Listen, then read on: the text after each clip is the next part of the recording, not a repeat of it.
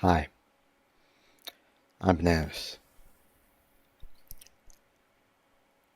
I recently went to offkai, and it was a physical manifestation of the problems that I've been seeing in the VTuber space for the past few months I've been in it. And I'm going to try to lay some of those out today. For context, I've been in the VTuber sphere probably since early October of 24, when Fillion popped up on my feed and she pulled me down the rabbit hole. So, while I haven't been in the space as long as others who've, like Lime, who's been in this for at least a decade,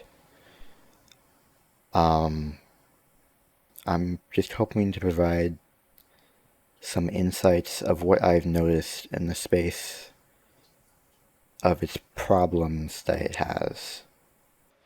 And I do want to preface this by saying these problems absolutely apply to the entire content creation sphere as a whole, but my entry into it came from VTubing specifically. So I'm going to focus more on specific aspects in VTubing, but a lot of this can absolutely apply to the entire content creation space. So, the capitalism problem. What I've noticed over the past few weeks is that it's great to see that a bunch of creators are starting to reject agencies and start go indie after maybe building themselves up.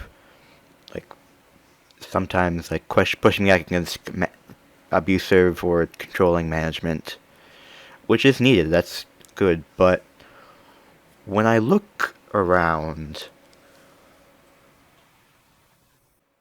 the overall main problem from that continues to stay the same, is that the platforms are whale driven.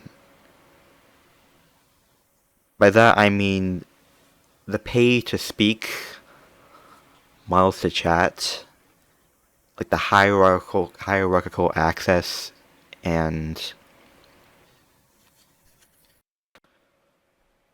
overall the problem of unempathetic capitalism still remains.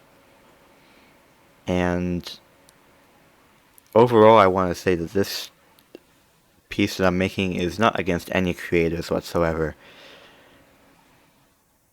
It's just that it's a critique of the system, and people are going with a system which makes sense, but also you have to critique it, which is what I'm doing. It's just that the problem I noticed at offkai was that if you don't have anyone to go with, if you aren't connected in the space, or are newer, or aren't necessarily a creator, like me maybe, the convention kind of starts to lose its appeal. Because the only thing that would be able to do is go to some mid panels and then to the vendor hall and industry hall to go buy some gamer subs and buy merch and art and stuff. Which is like, I'll get into this more, but like,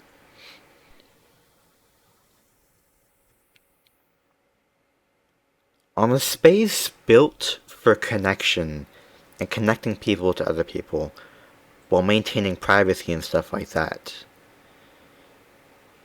for those who have been left behind, for those who have been forgotten, for those who have been left out of the conversation. This space has kind of become... It was designed to be a refuge for that. Those types of people. And yet, it feels like support has to be performative to be noticed.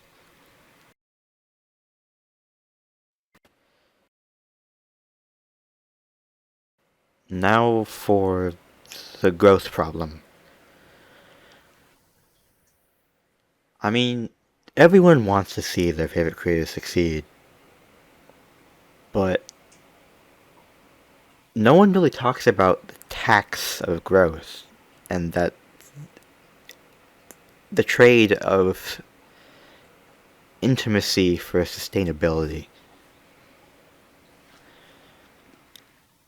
When you're small, you can say hi to every message, you can remember usernames, you can get the vibe of each person. It's more individual. But then it grows, and chat still exists, yes, but now it's fast, it's noise, and you become one of instead of someone. The streamer can't keep up, so they generalize and they vibe instead of respond. And it's understandable, that's all they can do. They're human. They can't read every message if it's going that fast. But the closeness fades.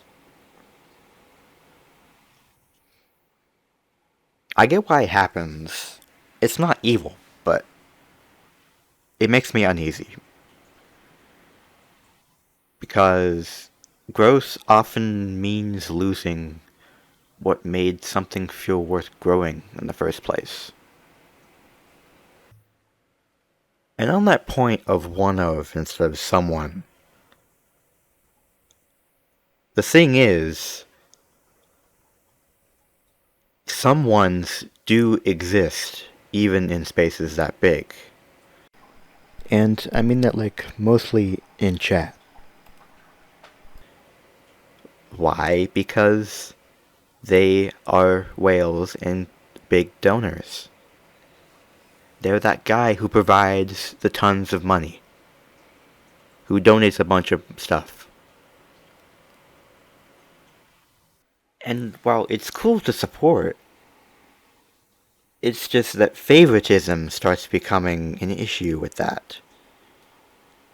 Because often, those big donors are given more attention. They're given VIP maybe, maybe they even become the mods. A lot of the time, mods are big donors.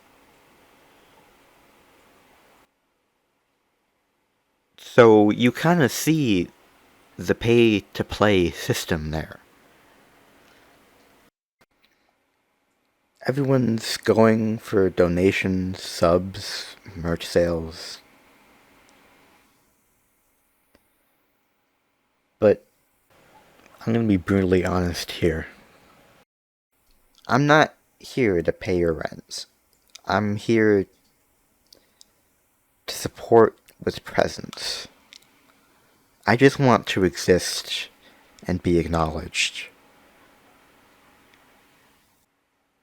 And I'm tired of the framework where acknowledgement comes at a price.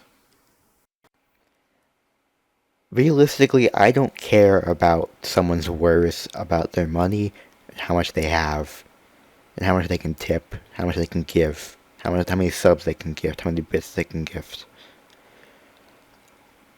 I want to measure it by the content of their character, as MLK Jr. said. I want to measure it by how often I show up, by like what I can create, what I can give, what I can do in terms of creating a good space and good feelings. But I'm not here to be a running wallet. I'll give you something personal. I'll make you something personal. I'll give you my time. I'll learn about you. I'll interact with you. I'll interact, but I will not transact. In a space where transactional relationship has become such the norm, instead of just pure connection for those who felt left out by others.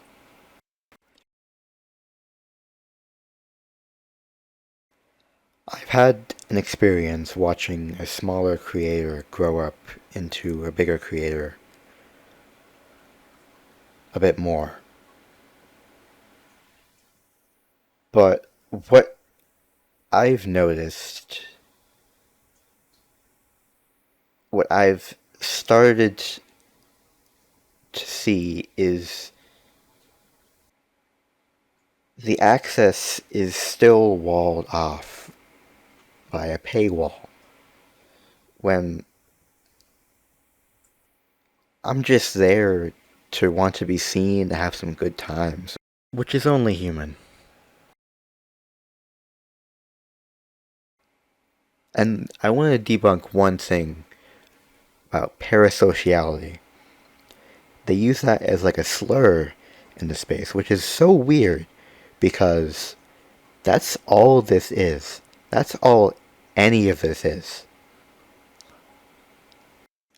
We have the boundary. We have these weird boundaries. We have these boundaries of chat and streamer, and then there's the wall, the thick but in somewhat invisible wall that's there between them. That's just cool. Get to know me, but don't really get to know me. Which is so odd to say in the position of a space where it is connection overall, and sometimes if people want to just like me, I'm here for the streamer. I'm here for their personality and maybe their model or design, but mostly their personality. I want authenticity. And if you pull in these if you pull in these people, if you pull in chat, if you pull in and create this welcoming, warm space like a campfire instead of a stage, it feels wrong to just go and say, to continue to have that wall there as more of a performer. And like, overall, I'm not trying to be like weird here. Like, I'm not trying to tear down boundaries or maybe like that. I'm just saying that for those who show up, for those who see the space for what it is and what it could be, a space for connection and not transaction, those who feel really deeply and are very aware, like me, don't mock us for feeling. Don't mock us for noticing. Don't shame us for finding something that makes life a little easier to bear. Because if everything else is darker, when the world hurts, sometimes all we have is the glow of a monitor or phone screen and twitch.tv with a voice that makes you feel maybe we aren't completely alone. And if that's parasocial, then I don't think parasociality is so bad. But back to the money problem. There's an unspoken hierarchy. And if you scroll through the chat logs and look at who gets noticed, it's often not just the loudest voices, it's the ones who pay the most.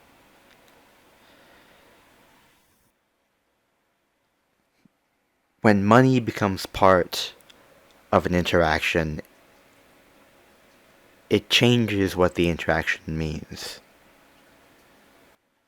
Support becomes influence, recognition, and proximity. And then that leaves the rest of us, like me, people who are present, who show up, who care, but don't or can't buy their way into visibility. We watch, hope, and send messages into the void and hope one gets picked. We realize that communities where money translates to social power is just replicating the same inequities we're trying to escape in real life. It's less community at that point and more storefronts with tiered access.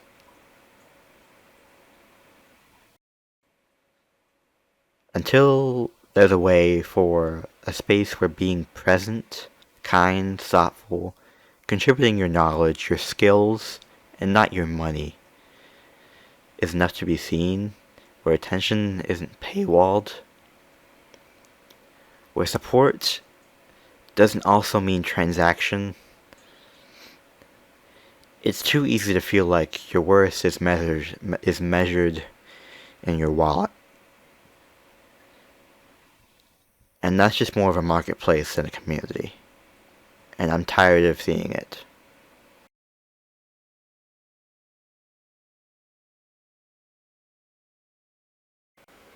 I'm going to show you a tweet that I found that was recently posted after offkai. And I want to preface this by saying absolutely no hate to them whatsoever for making this.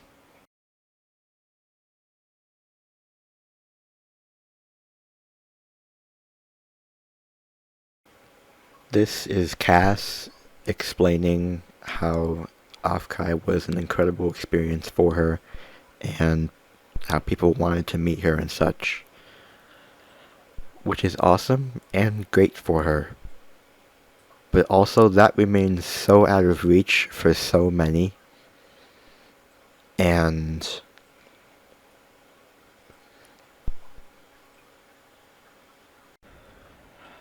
often those who want to connect the most don't have the opportunity to.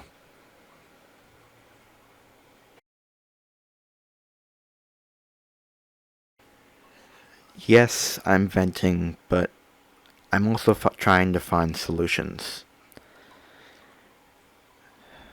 Maybe I can't give you those specific ones, but I can show you what they look like. What the space should be focused on.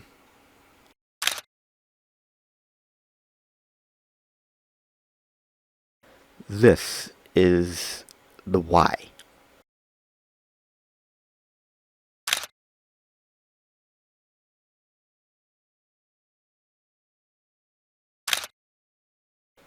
People connecting, people having fun just for the hell of it.